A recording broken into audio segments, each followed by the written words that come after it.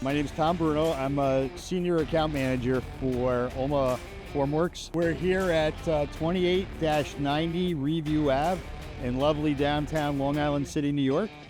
The typical floor is about 90,000 square feet, very high floors, shortest floor being about 22 feet high, the highest floor being almost 40 feet high.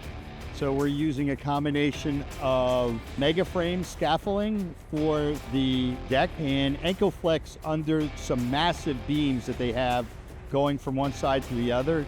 This is actually a very complicated job with massive concrete slabs, deep beams, very high shoring, and a ramp that goes around the outside.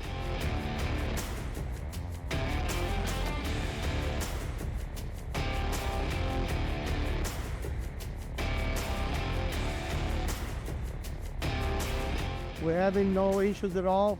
All the stuff we needed, everything follows the drawings. All the material we needed, we have it delivered on time. We coordinated what we needed, being done according with the schedule. So this is my first time using the Ulma. I can say I'm impressed. They just having all the stuff we needed to do the work. All the details have been made it. Sometimes we went through a big course and they have the stuff with no issue, no problem.